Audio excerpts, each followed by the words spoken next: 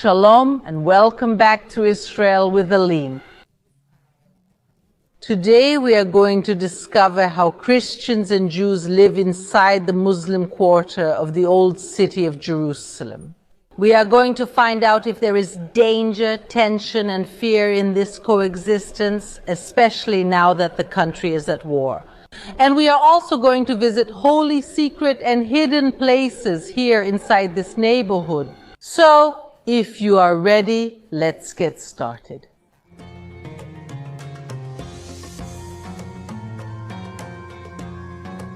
The old city of Jerusalem is divided into 4 quarters: the Jewish, the Armenian, the Christian, and the Muslim. And today we're going to explore the Muslim quarter, which is the largest of the 4. And now we're going to enter it together through the Damascus Gate. So let's get started.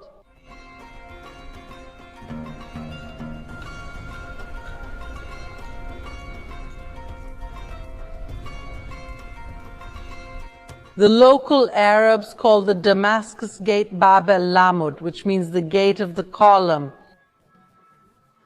That's because there really was a large column here, placed during the Roman period, and it remained here for many centuries.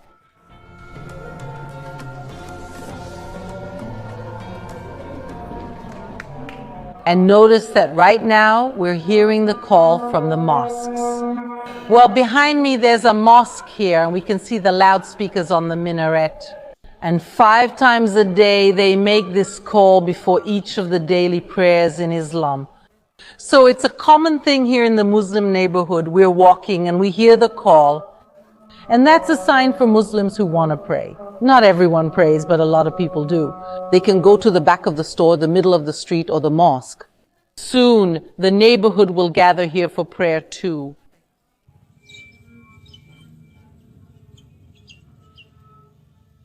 The Muslim neighborhood is characterized by many shops, businesses, and markets, as you can see from the moment we came in. Some of these shops have marked prices, but in most of the markets here you have to bargain and negotiate to get a good price.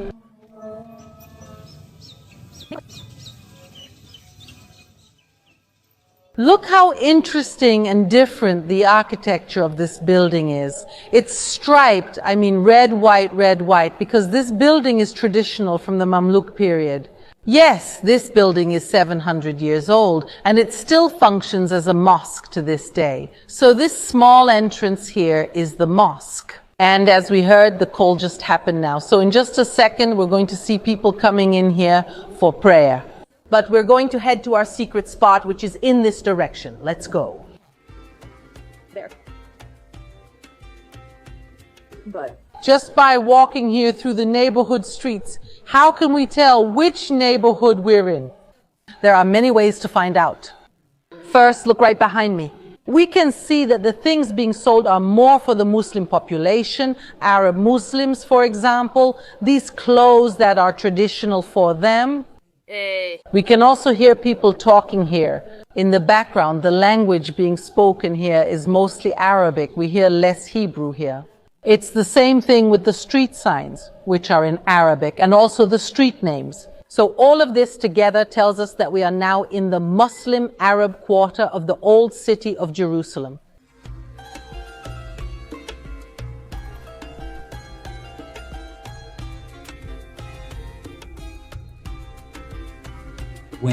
When we talk about the old city of Jerusalem, we are really talking about an integral part of the city.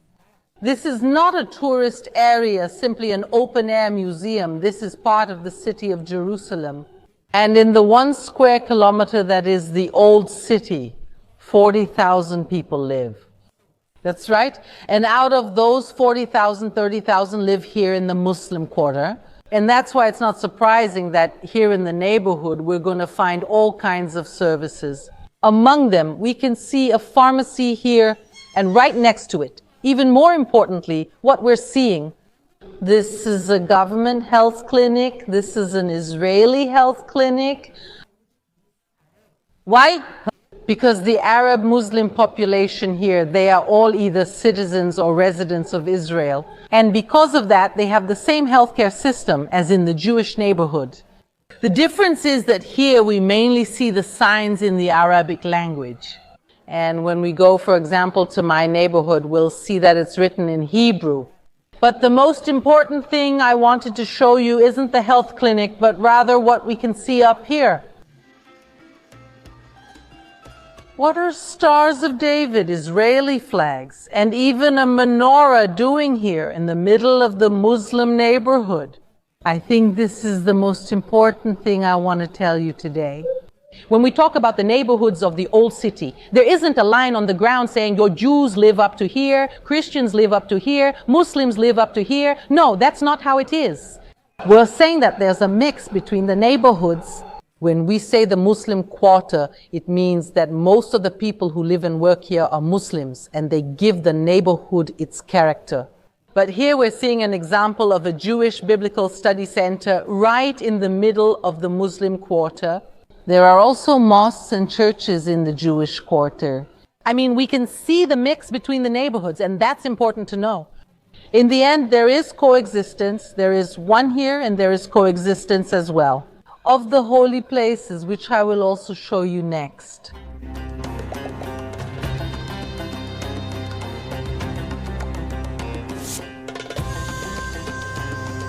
And now we are next to one of the most important places in the world for Christians. Yes, a Christian holy site in the middle of the Muslim quarter of the old city of Jerusalem. Which place is this? The Via Dolorosa. This street we're about to walk down is the place where Jesus carried the cross. So we're going to walk along it and learn more deeply about this very important story.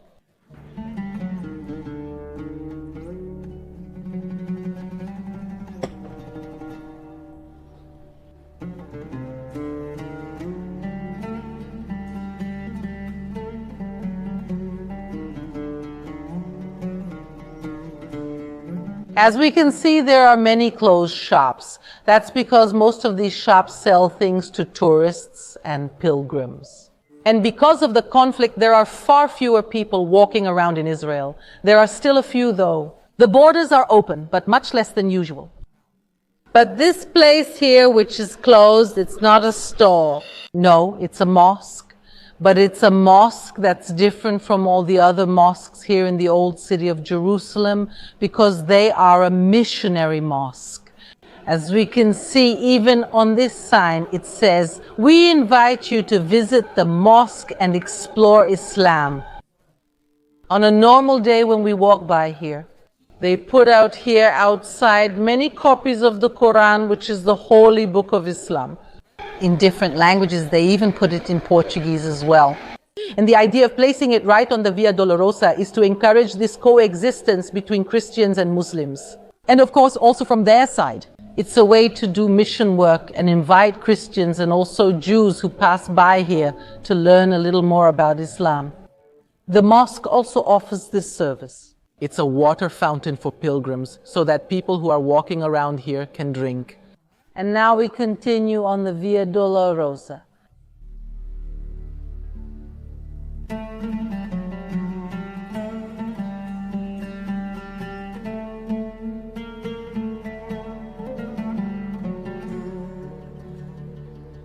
Here we see number 1, which marks the beginning of the Via Dolorosa, the path that Jesus took from the Antonia fortress to the place of his crucifixion and tomb. If we arrived here in the time of Jesus, we would see a completely different place. Here stood a large fortress called the Antonia Fortress. And the buildings we see here today are from later periods, some even quite new, like this church, which was rebuilt in the 20th century. The name, the Via Dolorosa, indicates the beginning of the suffering, the pains of Jesus.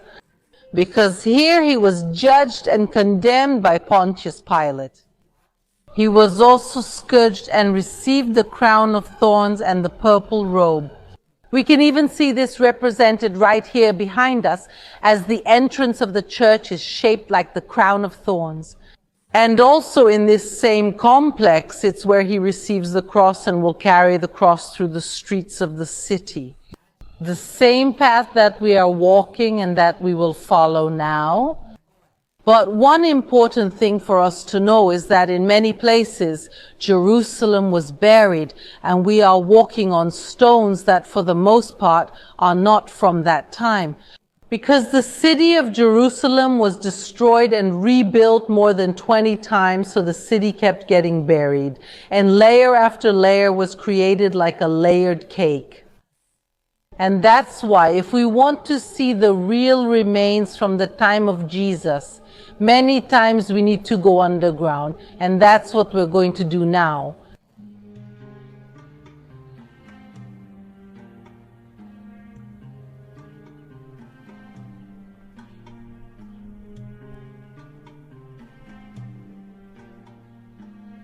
So we walked part of the Via Dolorosa, we reached its beginning, and now we're following it. You can see here all the time the name of the street, Via Dolorosa, but now we're going to enter here at the Sisters of Zion.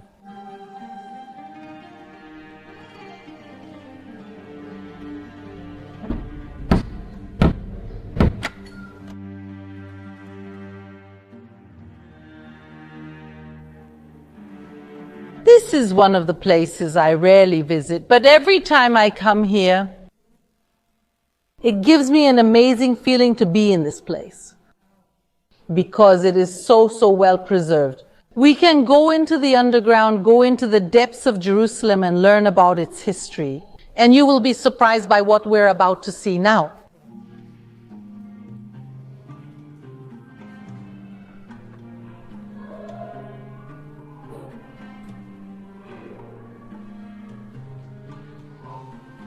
Since there are currently far fewer tourists and pilgrims, they are taking the opportunity to do restorations in this place. And it makes perfect sense. After 2,000 years of history, the place really needs conservation work. But thanks to the work of these people, we have the privilege of being here, of being able to walk around on a 2,000-year-old floor, original from biblical times. And on this floor, we can also see here that there's a drawing. This drawing is what's called the King's Games. This was a board used by Roman soldiers, and part of this game included the torture of prisoners. And maybe the same soldiers who scourged Jesus played this game here 2,000 years ago. And since the old city of Jerusalem was buried, so many historic and important sites ended up underground. So look at this place, which ended up being practically secret, since many people don't even know it exists. But where we are is a Christian holy site, underground in the Muslim quarter of the old city of Jerusalem. Isn't it really amazing?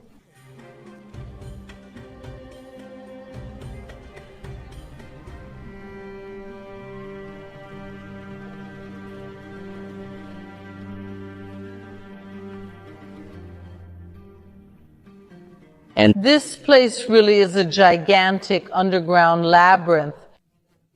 And this shows us the grandeur of Jerusalem in biblical times when Jesus passed through this place. Here was a great fortress, the fortress of Antonia, built by King Herod the Great. So we can see how well preserved it is precisely because it was buried.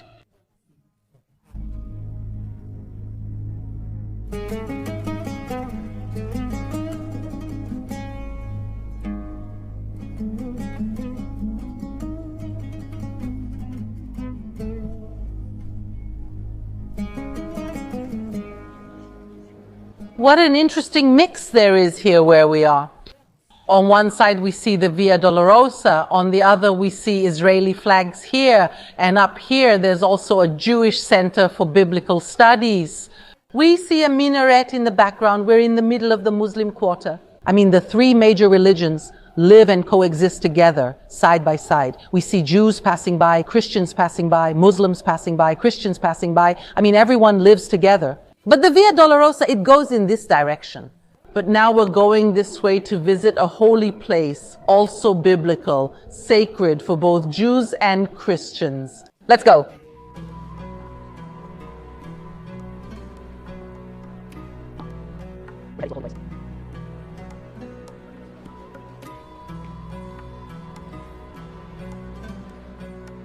Look how beautiful this store is, with the lamps and the perfumes. But another thing that stands out is that there are no salespeople, or at least there aren't any salespeople. Now, it's very common here in the old city of Jerusalem for the shop owners, the salespeople, to leave and keep the stores open all the time. Maybe he went to the mosque, had lunch, used the bathroom, or did something else. He leaves the store and cash register with all the money, and people just leave their stores like that. I'm also seeing that the store across the street is empty. And this also shows the security and trust that people have in each other, and here as well in this regard. But I want to show you now the glass bottles here in the store. They're full of perfume. It's still very common here in Israel and here in Jerusalem to make special perfumes for each person. So the person comes here and says, look, I want a little bit of roses with almonds, with this and that, and the person chooses. They make the mixture right then and there, and you take home a personalized perfume for yourself. So it's something really cool that we can still find in the old city of Jerusalem, but especially here in the Muslim quarter.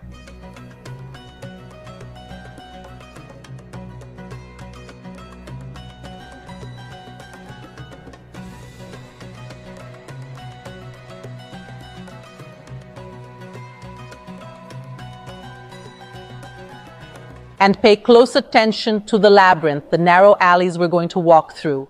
We're going to arrive at a place that's extremely hard to find, and most Israelis don't even know it exists. And that's not by accident either. The place is hidden too. There's practically no signage, and it's really worth visiting for those who actually find out where it is.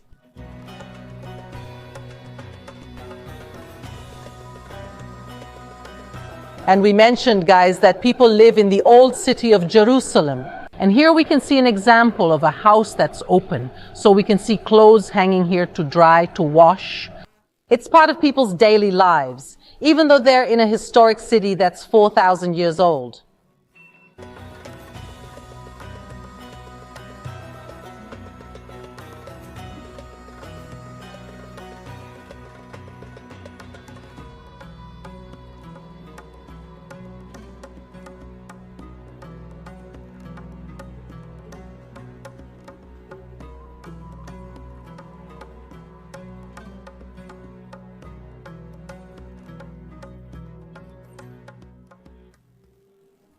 The next Muslim prayer has just started, so you'll hear it in the background. This green gate is called the Iron Gate. It's one of the entrances to the Temple Mount. I mean, if someone enters through there, they come face to face with the Golden Dome, the Dome of the Rock, the place where the Temple of Jerusalem once stood. What did we come here to do? We didn't come here to go up to the Temple Mount, but rather to go down through that small entrance over there.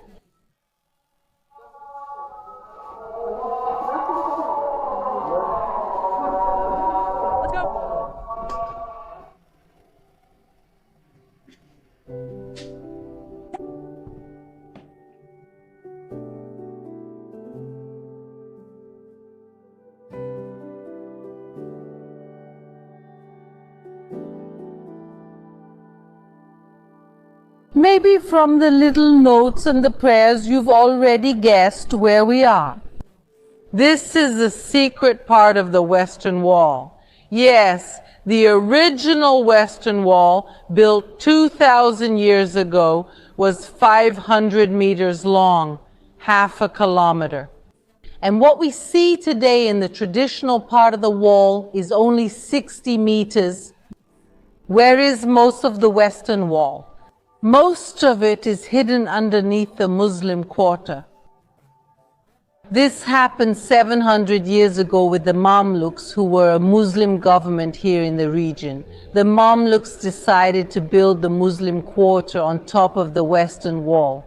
As we can see here, they literally built the houses on top attached to the wall, and in this way the wall was hidden and disappeared. And this part specifically was not covered.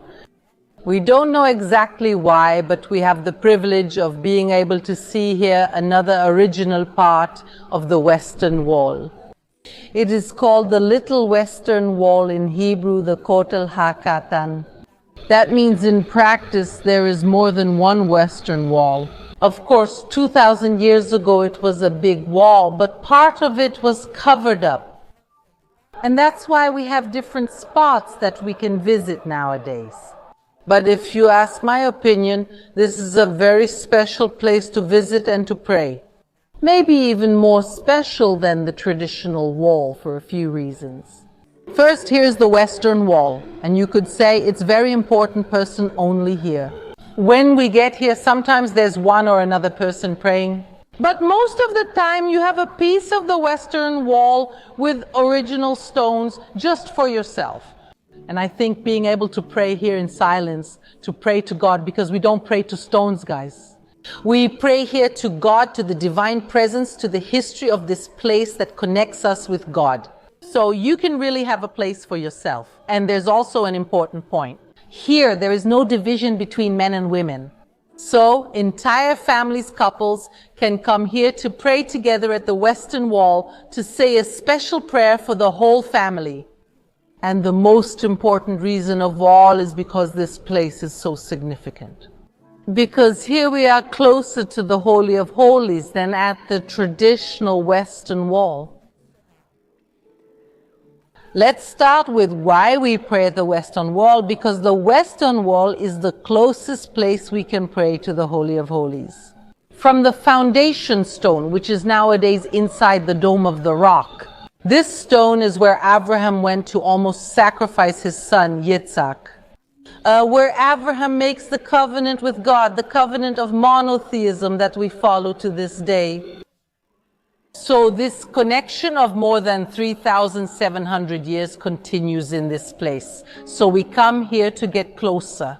And this place is closer to the Holy of Holies than the other part of the Western Wall. So we are closer and with the place just for us. I think Jerusalem can serve as an example that everyone can keep their own traditions but live side by side. And I think there's no better example than the Muslim Quarter. We can see the three religions here side by side. Obviously, people aren't perfect. There's still a lot to work on. But in this place, first of all, because we are next to the Holy of Holies, next to the Western Wall, so this is already a place that's suitable for prayer. But I also think it's because we're in the Muslim Quarter. I also think it's important for us to pray for peace here. For the peace of all the people of Israel, for the peace of all the Palestinian people, and also for the peace of the world. Because the Bible already commands us, Shalu Shalom Yerushalayim, pray for the peace of Jerusalem, a city that has lived through wars and conflicts for a long time. But nowadays we live in times when peace is getting closer and closer. And that's why in this place I want to invite you to join me and Moti, our cameraman, so we can pray here for the peace of Jerusalem, for the peace of the whole world. And God willing, may it come soon. And may the streets of Jerusalem be filled with tourists and pilgrims once again. May the city be filled with life, and may people walk on these same places.